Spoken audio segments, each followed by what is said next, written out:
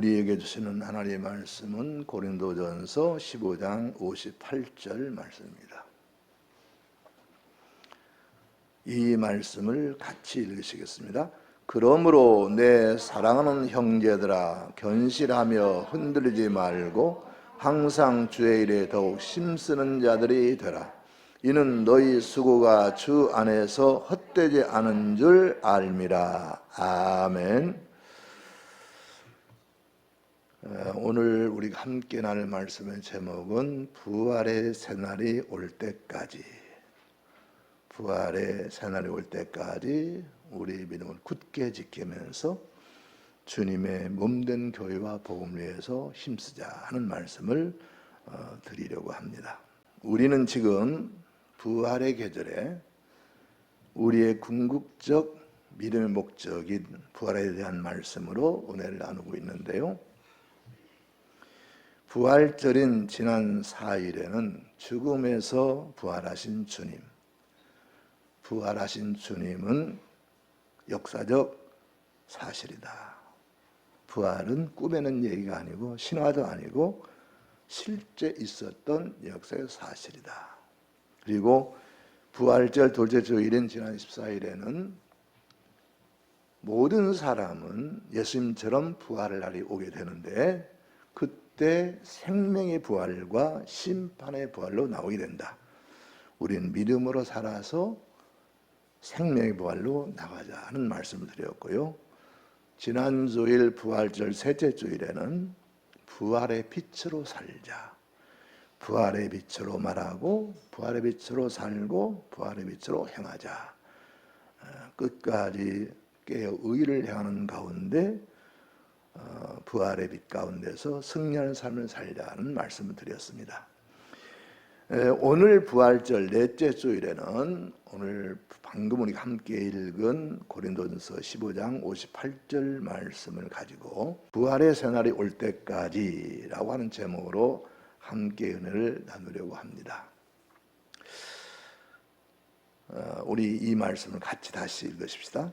그러므로 내 사랑하는 형제들아, 견실하며 흔들리지 말고 항상 주의 일에 더욱 힘쓰는 자들이 되라. 이는 너희 수고가 주 안에서 헛되지 않은 줄 알미라. 아멘. 이 말씀은 고린도서 15장을 부활장이라고 그러죠. 부활장의 좋은 결론입니다. 이 말씀이 우리 부활의 신앙을 믿는 사람들 어떻게 살아야 할 것인가 하는 방향을 제시해 주는 말씀인데요. 먼저 이 본 말씀 풀이를 하고 본문이 주어지는 교훈을 따로 나누도록 하겠습니다. 그러므로 이렇게 58절에 시작하는데요. 이 말씀은 부활의 장인 고린도전서 15장 1절에서 5절까지의 말씀을 근거로 이제 그 결론을 내린다는 의미의 표현입니다. 고린도전서 15장 1절 57절 말씀을 요약하면 대충 이렇습니다. 예수님의 부활은 역사적 사실이다. 예수님은 부활의 첫 열매이시고 우리는 그 다음에 부활한다. 주님이 재림하여 우리가 부활하게 되는 그날에는 믿는 자는 생명의 부활로 나오고 믿지 않는 자는 심판의 부활로 나온다. 이 세상 사는 동안 부활의 빛으로 살아야 한다. 부활의 확신을 가지고 살되 악한 사람과 어울리지 말고 깨어 의를 행하며 살아야 된다 하는 말씀이 부활장 고린도 15장의 말씀입니다. 그래서 여기 그러므로는 그러한 부활의 날이 반드시 올 것이기 때문에 그에 합당한 삶을 살도록 이끄는 말씀이 되겠습니다. 그 다음에 내 사랑하는 형제들아 그랬죠. 사실은 고린도 교회는 사도 바울에게 아픈 손가락입니다. 왜냐하면 사도 바울이 복음을 전하는 여러 교회에 있었죠. 그 중에서 고린도 교회가 가장 말씀 많고 설한한 그런 교회였거든요. 그런데 이 교회 편지를 보내면서 내 사랑하는 형제들아 이렇게 얘기합니다. 여기는 두 가지 뜻이 있는데요. 무슨 말이냐면 첫째는 고린도 교인들로 하여금 나는 여러분을 사랑하는 사람이니 마음을 열고 내 말을 귀담아 들으라 하는 말씀이고요. 또 하나는 설령 고린도 교회가 문제가 있을지라도 또 교인들이 문제가 있을지라도 그들이 여전히 교회 안에 있는 한 모두가 한 형제이고 자매이기 때문에 내 사랑 형제들아 이렇게 부르고 있습니다. 그래서 우리 교회 안에서 설령 좀 마음이 안 들고 섭섭한 경우 있을지라도 내 사랑하는 형제와 자매라는 사실을 우리는 기억해야 하는 것을 여기서 배우게 되는 줄로 믿습니다. 그 다음에 견실하며 흔들리지 말고 그랬어요. 견실하며 흔들리지 말고. 이 말씀은 고린도 교회 내에 죽은 자의 부활은 없다. 이 기독교 핵심 교리인 부활신앙을 거절하고 어지럽히고 흔드는 자들이 있었다는 것을 보여주는데요. 자, 우리 12절 한번 읽어보실까요? 그리스도께서 죽은 자 가운데서 다시 살아나셨다 전파되었거늘 너희 중에서 어떤 사람들은 어찌하여 죽은 자 가운데서 부활이 없다 하느냐. 아멘. 그러니까 초대교회도 교회 안에서도 부활이 없다고 하는 사람들이 있었다는 얘기입니다. 그러면 이제 부활을 회의하면서 죽은 자가 부활할까 이렇게 생각하는 분들은 그러면 그렇지, 초대교회 성령이 충만하고 예수님의 증인들이 널려 있어서도 그 당시에도 부활이 없다는 사람이 있었잖아 이렇게 이제 말을 쓰는데요. 그런데 이건 똑같습니다. 여러분 지금 만약에 우리 주님이 재림할 때 그런 일이 없어요. 왜냐하면 번개가 번쩍하듯이 온 세계 사람들이 보는 순간에 다 보게끔 즉시에 임하시기 때문에 그런 일이 없지만, 만약 예수님처럼 갈릴리에서 나셔가지고 자라고 나중에 그 유대에서 예루살렘에 돌아가시는데, 그런 것처럼 지금 만약에 어느 한 구석에서 예수님처럼 그러한 죽으심이 있다고 해도 지금 우리나라에 그 언론이 얼마나 많습니까? 아마 세계적으로 우리나라처럼 언론이 많은 나라가 없을 거예요. 물론 종이신문이나 방송은 정해져 있지만 뭐 케이블 TV 보면 방송국이 수도 없이 많고요. 그리고 인터넷에 들어가 보면 인터넷 언론들이 엄청 많습니다. 얼마나 말이 많은지 정말 소론할 정도예요. 그런데 그렇기 때문에 지금 어느 한 곳에서 그런 일이 진실하게 일어나도 여전히 나는 못 믿어 하는 사람이 생길 수 있습니다. 왜냐하면 사람은 다 생각이 달라요. 똑같은 걸 보면서도 아니라는 사람이 있을 수 있거든요. 그러니까 전혀 그런 필요는 없고요. 어찌됐든 여기서 예수께서 죽은 자 가운데 다시 살아났다고 분명하게 목숨 걸고 증거하는 사도들이 있을 때에도 역시 초대교회 안에 죽은 자의 부활은 없다. 일반 경험론 입각해서 그렇게 말하는 사람이 있었다는 거죠. 그래서 그런 부활 반대론자들, 부활을 믿지 않는 자들의 그런 현혹된 말에 속지 말고 부활신앙 굳게 세우라, 그 말씀입니다. 그 다음에 항상 주의 일에 더욱 힘쓰는 자들이 되라. 사실은 부활신앙 굳게 지키려면 주님의 일에 힘써야 됩니다. 내가 부활을 확신한다면 확신한 순간부터 주님 일에 힘쓰게 되면요, 이 우리 믿음이 굳게 세워지게 되거든요. 그래서 항상 주의 일에 더욱 힘쓰는 자라 되라 이렇게 말씀하는데요. 이렇게 우리가 주의 일에 더욱 힘쓸 때에 우리 믿음이 견고해진다는 말씀이죠. 그러니까 주님 일에 더욱 힘쓸 때 부활의 믿음이 견고해진다는 것입니다. 그러니까 우리가 교회에서 그래요. 하나님 일을 맡아 가지고 그 맡은 일을 열심히 감당하면 그야말로 없던 믿음도 생기고 더 믿음으로 나아가게 되는데요. 어떤 일을 하다가도 중지해버리고 쉬게 되면 점점 오히려 믿음은 떨어지게 되고, 그리고 나중에는 아예 떨어져 나가버릴 수도 있어요. 그래서 우리가 정말 믿음 생활을 잘 하려고 한다면 내게 있는 확신을 가지고 멈추지 말고 주님 일에 힘써야 되는데, 그래서 흔들리지 말고 항상 주의 일에 더욱 힘쓰는 자가 되라 이렇게 말씀하고 있는데요. 주님의 힘쓰는 것이 더 먼저라고 하는 것입니다. 우리 주님도 말씀하시기를 너희는 먼저 그의 나라 그 의를 구하라. 그러면 이 모든 것 너희에게 더하시리라. 이렇게 말씀하셨죠. 오늘 말씀처럼 주님의 더욱 힘쓰므로 부활의 신앙에 굳게 서시기를 바랍니다. 그 다음에 이는 너희 수고가 주 안에서 헛되지 않은 줄 알미라. 그러니까 주님을 위한 수고가 헛되지 않기 때문에 주님을 위한 수고를 열심히 감당하라 하는 말씀인데요.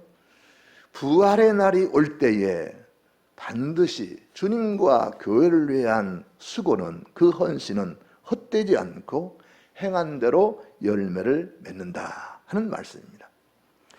고린도전서 15장에는요 수고라는 단어가 2번 등장합니다. 고린도 15장 10절 말씀에 나는 수고하였다, 더 많이 수고하였다, 이 말씀이 나오고요. 바로 이 58절에서 너희 수고가 주 안에 헛되지 않은 줄을 알미라, 이 말씀이 나오는데요. 그런데 이 수고하였다, 수고, 하나는 동사로 쓰고 하나는 명사로 쓰는데 그 어원은 같습니다. 그 어원의 의미를 따져보면요 이런 뜻이 있어요. 첫째는 우선 수고라는 말 속에는 노역이나 어떤 의무감 또는 슬픔으로 인해서 지쳤다 또는 피곤하다, 그런 의미 뜻이 있습니다. 그러니까 우리가 어떤 일을 하게 되면 사람이기 때문에 피곤하게 되어 있죠. 지쳤다, 피곤하다, 그런 뜻이고, 또 하나는 지칠 정도로 일해서, 지칠 정도로 노력해서 하는 뜻이 달려 있어요. 그러니까 이 말씀은, 그래서 이 수고는 지칠 정도로 복음 전도에, 그리고 주님의 사역에 최선을 다하는 것을 말하고요. 동시에 너무 힘써 일했기 때문에 주님이 피곤하셨듯이 육체적으로 정신적으로 피곤을 넘어서 고통 가운데 있음을 말합니다. 그러니까 사실은 사도 바울은 고린도 교회에 이런 수고가 필요하다, 마치 생명을 잉태하고 출산하는 어머니들이 출산하다 죽을지도 모른다는 생각을 하고 출산했다는 거예요. 그러나 그 위험을 모르고 출산했더니 생명의 잉태를 가져왔잖아요. 그런 것처럼 우리들도 이런 고통이 지칠 정도로 힘들고 고통스럽지만은 이것을 감당하면 주 안에서 헛되지 않은 결과를 맺는다, 이런 말씀이거든요. 그렇습니다. 우리가 주님의 교회와 몸된 복음을 위해서 수고하게 되면 반드시 부활의 날에 우리 주님께서 행한 대로 상을 주시고 풍성한 은혜로 갚으실 줄로 믿습니다. 마태복음 16장 27절에 보면 인자가 아버지 영광으로 그 처들과 함께 오리니 그때에 각 사람이 행한 대로 갚으리라. 고린도전서 3장 8절에도 각각 자기가 행한 대로 자기의 상을 받으리라. 그래서요, 일한 대로, 수고한 대로 상을 받는다는 말씀은요 성경의 기본 정신입니다. 성경 불로소득을 인정하지 않아요. 그래, 우리 교도들 마찬가지입니다. 사실 불로소득을 추구하는 것은요 마음씨가 악한 마음씨예요.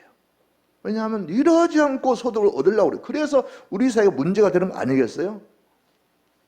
일한 대로 수고한 대로 주시는 하나님, 그 하나님 우리가 정말로 주님의 몸된 교회 복음을 수고할 때 풍성한 은혜로 갚으실 줄로 믿습니다. 이제 이 말씀을 중심으로 해서 깊이 더 들어가 상고해 보겠습니다. 자, 첫째 보십시다. 견실하며 흔들리지 말아야 합니다. 아멘. 우리의 믿음 생활과 부활 신앙에 해로운 말이나 시련, 유혹이 올 때에 흔들리지 말고 신앙을 굳게 붙잡으라는 말씀입니다.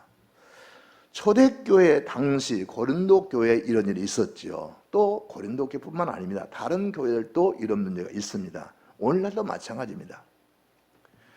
그렇기 때문에 이러한 문제가 닥쳐서 우리에게 시련이 오고 시험이 오고 유혹이 올 때에 우리 믿음 생활을 흔드는 이 사악한 말, 시련이나 유혹을 우리는 뿌리칠 수 있어야 됩니다. 거기 흔들면 안 된다는 거죠.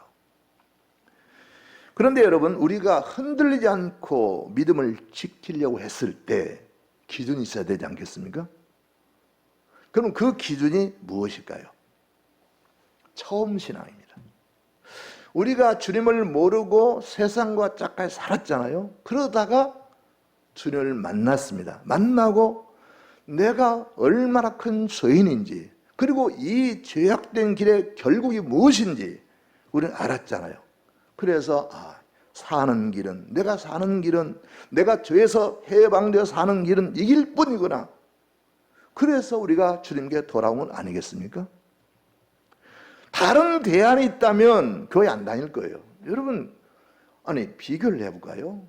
불교를 나가시면, 불교를 다니시면, 물론 열심히 있는 사람이야 또 다르겠지만 일반적으로 1년에 한두 번 나가도 그 절에서 환영합니다. 솔직히 우리 교회는요, 1년에 한두 번 나가면 환영할까요, 안 할까요? 여러분들만 어떻습니까? 환영 안 합니다. 솔직히 말해서 환영 안 합니다. 그 뭐 교인입니까? 1년에 한두 번 나오는 사람이.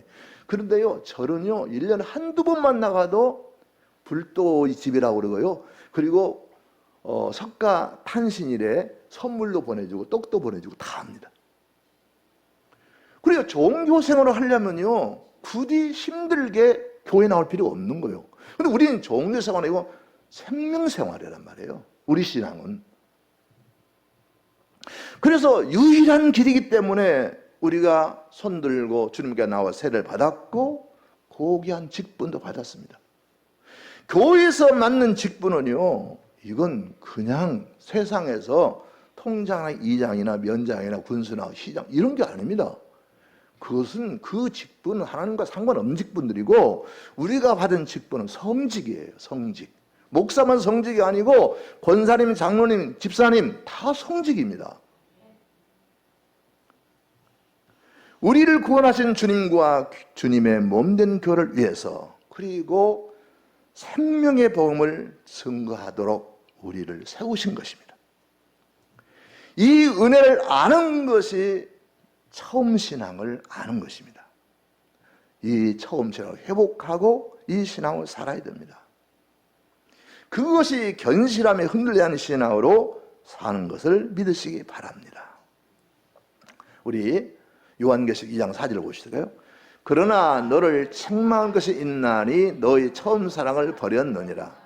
그러므로 어디서 떨어졌는지를 생각하고 회개하여 처음 행위를 가지라. 만일 그리하지 아니하고 회개하지 아니하면 내가 너에게 가서 너의 촛대를 그 자리에서 옮기리라. 아멘.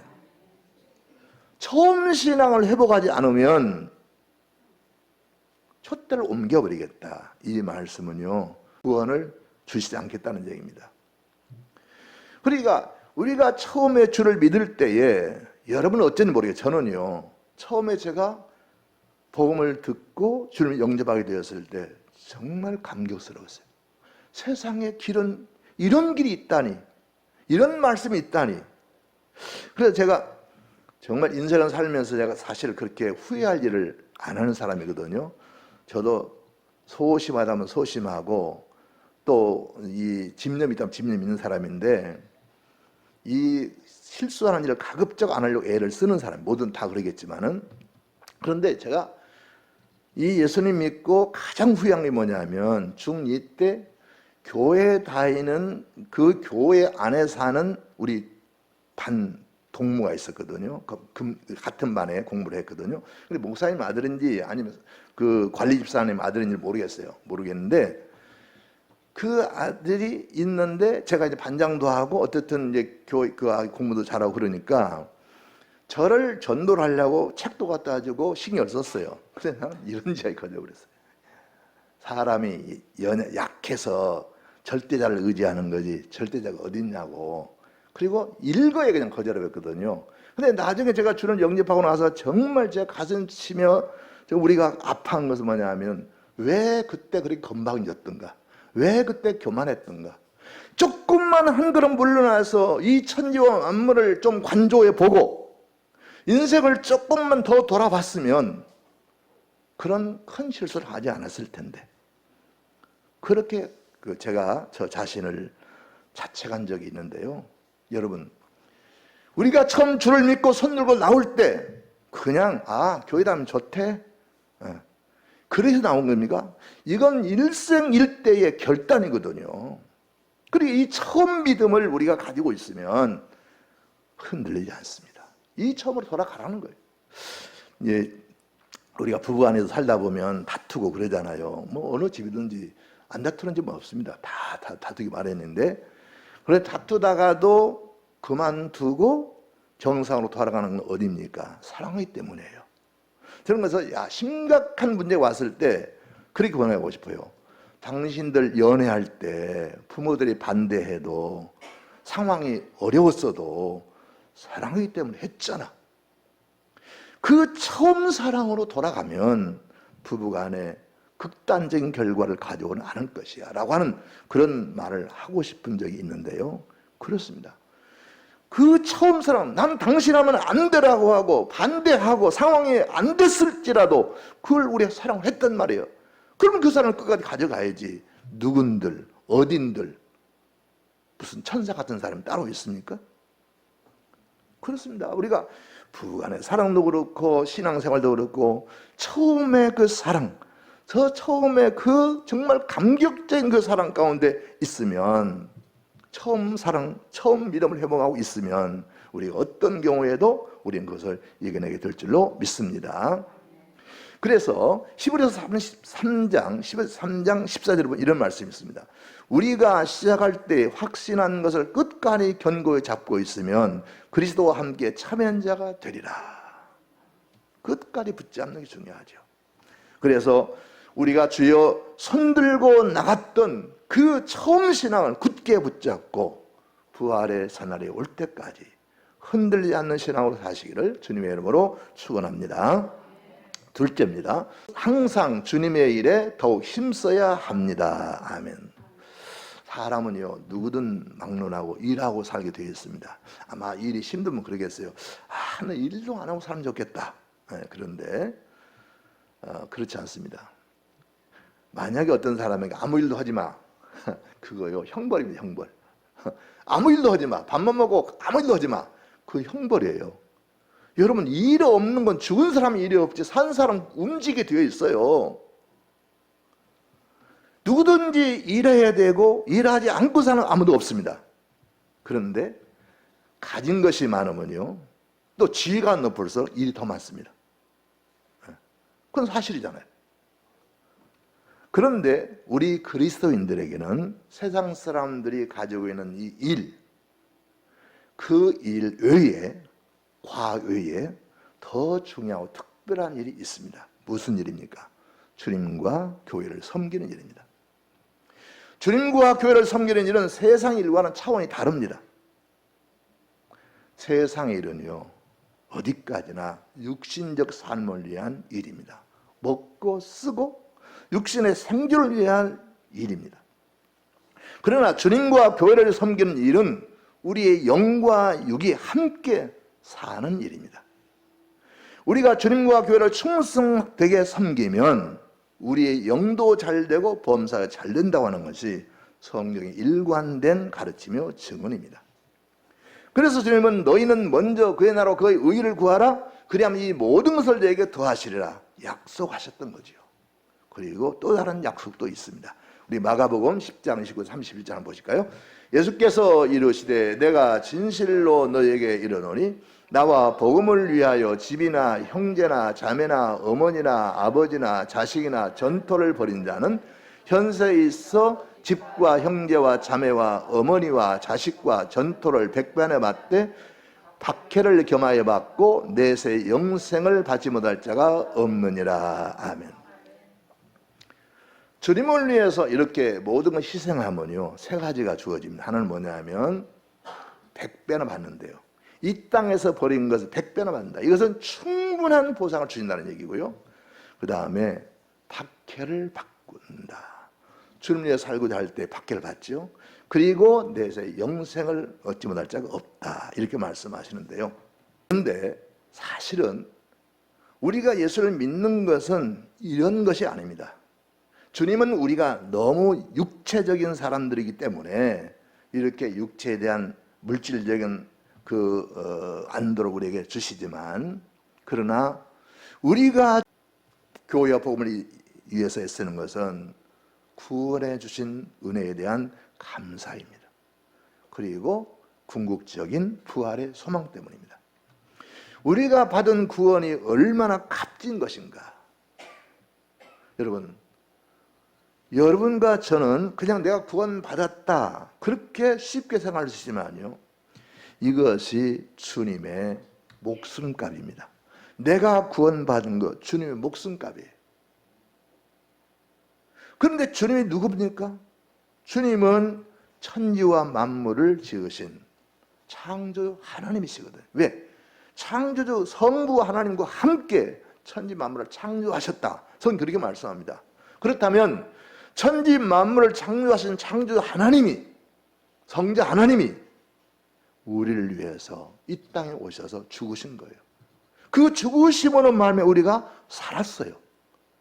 얼마나 놀라운 일입니까?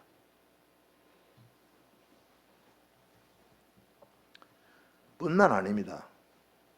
우리는 그 은혜에 감사해서 헌신하지만 동시에 믿음으로 살면 장차 부활의 새날이 올 때에 영광스러운 구원에 참여하고 영생목락을 누리고 살게 되기 때문에 그렇습니다.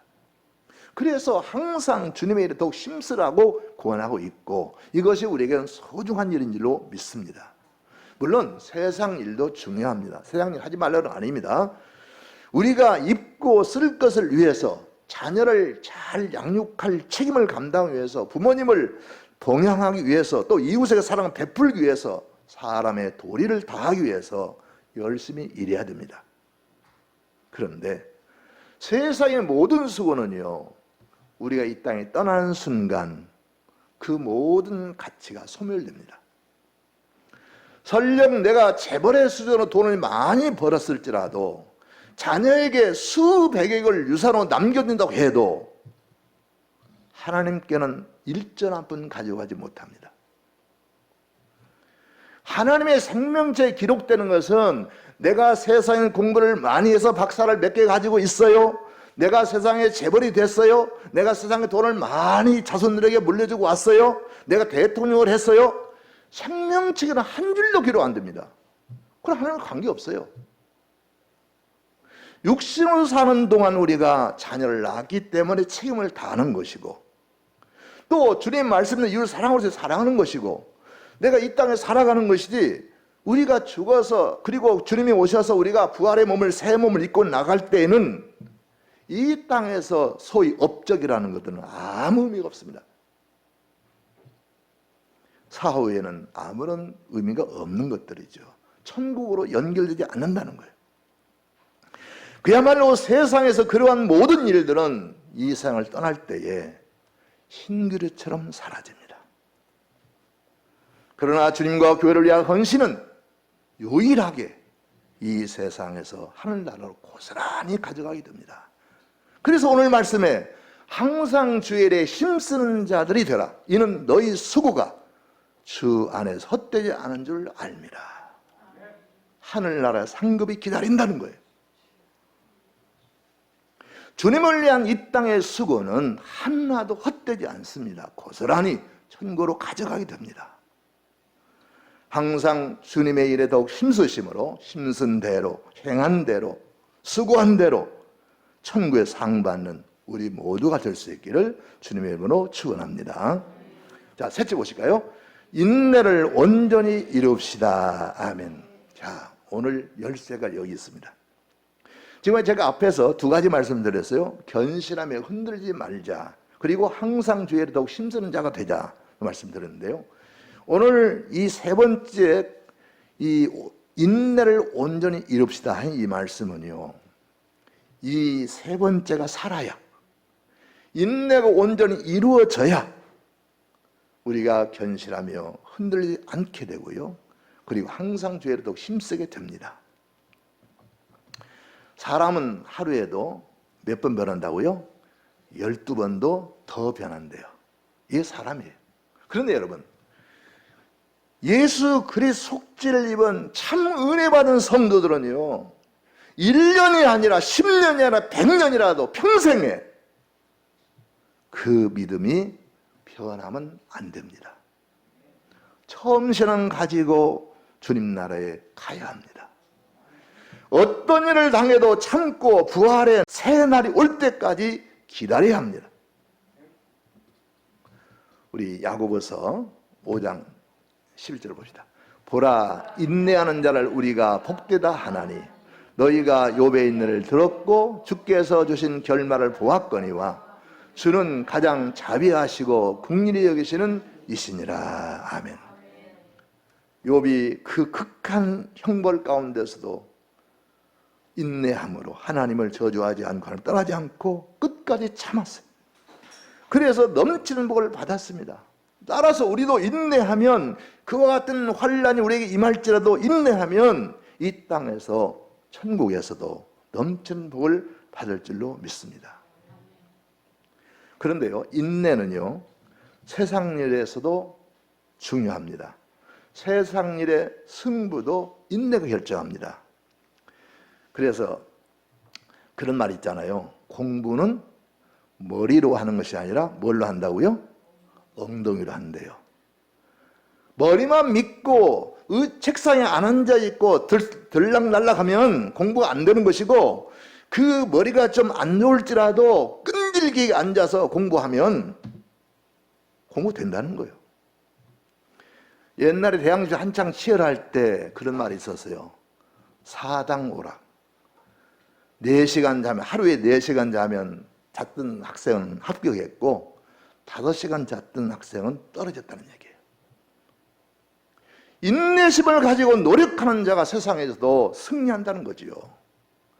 미국의 소매상 협회에서 세일즈맨의 거리 실적과 집념의 상관관계를 연구하고 공개했는데요. 세일즈맨이라는 것은 물건 파는 사람 말입니다. 그런데 이 세일즈맨 중에서 예를 들어 100명이 있다면 48명은요 딱 한 번 권했대요. 우리 백화점 가면은 어떤 사람이 뭘 줬으면 사라고 그러잖아요. 어떤 가게를 가든지. 그러면 딱 한 번 권하고 이 사람이 안 산다 그러면요 손 끊었다는 거예요. 이게 이제 100명 가운데 48명이라는 거예요. 근데 2번 권하는 사람은 100명 가운데 25명이라고 합니다. 25%. 그리고 3번 권하는 사람, 사세요, 좋아요, 안 산다고 그래도 또 사세요, 이렇게 3번 권하는 사람은 15명. 그런데 세일즈맨 중에서 4번 이상 계속해서 그 사람이 기회가 닿는 대로 계속 권하는 사람이 있었는데 그 사람이 12명이에요. 100명 가운데 12명이래요. 그런데 놀라운 것은요, 이렇게 4번 이상 끈기를 가지고 계속해서 권하는 그 세일즈맨이 전체 판매량의 80%, 100개 가운데 80개를 팔았다는 거예요. 12명이. 결국 인내심을 하고 끝까지 노력하는 사람이 세상에서 승자가 된다는 일반 진리예요. 그래서 윌리엄 페더라는 사람은 이렇게 말합니다. 성공의 첫 번째 법칙은 인내다. 이 말은요 영적인 세계에 똑같습니다. 교회에서 똑같습니다. 부활의 새날이 올 때까지 인내함으로 믿음으로 사는 사람이 승리하는 사실을 믿으시기 바랍니다. 사랑하는 성도 여러분, 새날은 반드시 옵니다. 그날이 임하기 전에 우리가 먼저 죽어서 주님께 갈 수도 있지만 분명한 사실은 주님이 재림하여 오실 때 산 자에게나 죽은 자에게나 부활의 새날이 실현되는데, 그때 우리는 변화받아서 영원한 영생복락의 세계에 들어간다는 사실입니다. 그날에 영광스러운 천국에 들어가 영생복락을 얻기 위해서는 우리가 지금까지 본 대로 건실하며 흔들리지 말고 항상 주의 도록 힘쓰는 사람이 되어야 합니다. 끝까지 인내로 그 믿음을 지켜야 합니다. 그래야 부활의 새날을 맞이할 수 있습니다. 여러분, 여러 형태가 있지만 이 마시멜로라고 하는 사탕 종류인데요. 그 사탕 가운데 물론 연한 사탕 있죠. 이제 그런 게 아마 마시멜로가 아닌가 싶은데, 마시멜로의 나무, 그런 나무 따로 있대요. 거기서 뿌리에서 수액을 채취해 가지고 설탕과 달걀, 신자를 섞어서 만든 시럽에서 유래가 됐다고 그러는데 시중에도 있다고 합니다. 그래서 말랑말랑한 사탕 같은 거. 근데 달고 맛있어요. 이걸 이제 되게 좋아하는 계층이 어린아이들하고 노인들입니다. 말랑말랑하니까. 자, 이 마시멜로 가지고 미국에서 스탠포드 대학이라는 유명한 대학에서 실험을 했어요. 4살 배기 애들을 모아놓고 이 마시멜로 하나씩 나눠주고요. 15분 동안 내가 됐다 할 때까지 이것을 먹지 않고 참는 아이에게는 하나씩 상을 주겠다. 하나씩 상을 주겠다. 그랬대요. 3분의 1은 못 참아 하고 먹어버렸대요. 이 교인들도 그런 사람도 있어요. 못 참아. 뭐 산소값을 가지고 못 참아 그런 사람이 있어요. 그래서 못 참아 하고는 그냥 먹어버렸어. 먹고 싶으니까 애들이니까. 그런데 3분의 2 애기들은요 그걸 참고 있었대요. 그래가지고 마시멜로 하나씩 더 받았어요. 그런데 문제는 뭐냐면 14년 후에 이 마시멜로 연구에 참여했던 그 어린이들이 이제 커서 14년이 하면은 18살 됐지 않겠어요? 그래서 그 사람들을 찾아서 조사를 했는데 그 마시멜로를 줬을 때 15분 기다리면 하나 더 주겠다 했을 때 참지 못하고 난 먹을 거야 하고 먹어버린 애들은요 조급하고 스트레스가 올 때 참지 못하고 그리고 기회만 되면 싸우려고 달려들고 그래가지고 사회 부적응자로 돼 있더란 거예요. 그런데 그 하나 더 받기 위해서 15분을 참았던 그 3분의 2 되는 청소년들은요, 18살 청소년들은 자기 스트레스를 관리할 줄 알고 사회에 적응할 줄 알아가지고 훌륭하게 사회생활을 하고 있다는 거죠. 그러니까 그것을 참지 못하고 먹어버렸던 아이들은 계속 그런 식으로 살아가지고 사회 부적응자가 되고 참았던 사람들은 훌륭하게 사회에서 적응해 가는 그런 학생들이 되어 있다는 거죠. 자, 이 마시멜로의 시험이 우리에게 가르치는 뭡니까? 유혹을 받을 때에 참고 인내하는 것이 얼마나 중요한가를 보여줍니다. 실은 우리의 삶 곳곳에 숨어있는 크고 작은 시험과 유혹들이 있습니다. 시련과 유혹에 넘어가서 신앙을 팔아먹는 어리석은 사람들도 있습니다. 사랑하는 성도 여러분, 부활의 새날은 반드시 옵니다. 그 부활의 새날을 맞이하기 위해서는 견실하며 흔들지 말고 항상 주의 일에 더욱 힘쓰는 사람이 되어야 합니다. 주님의 몸된 교회와 복음을 위해서 헌신하면서 그 헌신을 어느 날 한 번 하고 마는 것이 아니라 주님 오실 때까지 부활의 새날이 올 때까지 계속하는 것이죠. 주님은 씨뿌른 자 비유에서 좋은 땅에 있다는 것, 열매를 많이 맺은 그 씨앗은 착하고 좋은 마음으로 말씀을 듣고 지키어 인내로 결실한 자들아. 인내로. 이게 착하고 좋은 마음으로 결실하는 것이 아니라 착하고 좋은 마음에 인내로 결실한 자라고 했습니다. 인내가 소중합니다. 여러분, 부활의 새날이 반드시 오게 됩니다. 인내로 주님의 몸된 교회와 복음을 위해 헌신하면서 믿음으로 끝까지 승리하시는 여러분들 되시기 바랍니다.